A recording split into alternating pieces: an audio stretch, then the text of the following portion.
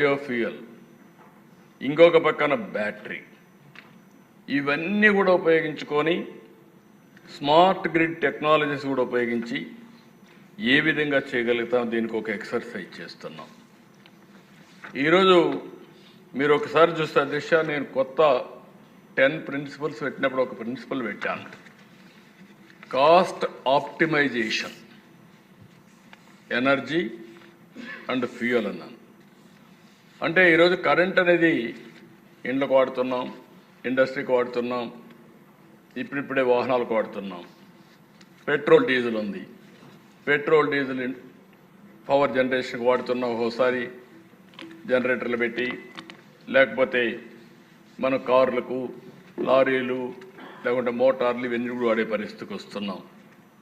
ఏదైనా ఇంధనమే, ఏదైనా కన్వర్ట్ చేస్తే ఎంత వెసులుబాటు వస్తుంది, సమర్థవంతంగా ఉంటుంది అనేది మనం గుర్తుపెట్టుకోవాల్సిన అవసరం ఉంది. ఈరోజు దీనివల్ల ఈ 4-5 నేను చెప్పినట్టయినా ఇంటిగ్రేట్ చేసుకొని కరెక్ట్గా ముందుకు పోతే 4-5 బెనిఫిట్స్ ఉన్నాయి. ఒకటి, ఖర్చు తగ్గించే పరిస్థితి వస్తుంది. పోయిన సంవత్సరం ఈ రాష్ట్రంలో ₹5.16 ఆవరేజ్ ప్రొక్యూర్మెంట్ కాస్ట్.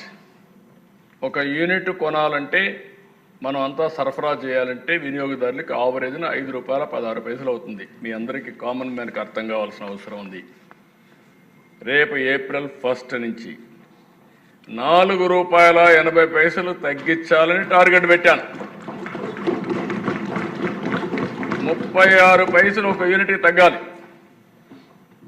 తగ్గాలంటే ఏం చేయాలి? ట్రాన్స్మిషన్ లాసెస్ తగ్గిస్తారా, మంచి నాణ్యమైన కోల్ తీసుకొస్తారా, లేకపోతే సోలార్ పెంచుతారా, లేకుంటే విండ్ పెంచుతారా? ఇవన్నీ చేసి 36 పైసలు ఈ సంవత్సరం తగ్గించాలి.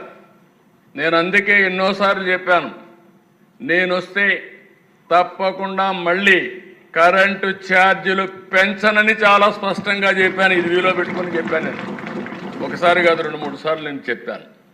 దీనివల్ల కాస్ట్ ఆప్టిమైజేషన్ చేయడం కోసం ముందుకు పోతున్నాం. ఏమేం చేస్తాం కూడా మీకు ఒకసారి ఎక్స్ప్లెయిన్ చేస్తాను. రెండోది గ్రీన్ ఎనర్జీ,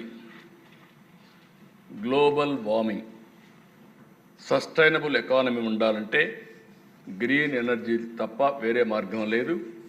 భవిష్యత్తులో మనం తయారు చేసే ఉత్పత్తులు కూడా మామూలు కరెంటుతో తయారు చేసి పంపిస్తే వాళ్ళు అడిషనల్గా డ్యూటీస్ వేసే పరిస్థితికి వస్తున్నారు. అంటే ప్రపంచం అంతా కూడా అవేర్నెస్ వచ్చింది, గ్లోబల్ వార్మింగ్ తట్టుకోవాలంటే గ్రీన్ ఎనర్జీ వాడాలి. అందుకనే అధ్యక్ష ఇక్కడ ఇండస్ట్రీ కూడా వచ్చే పరిస్థితి వస్తూ ఉంది.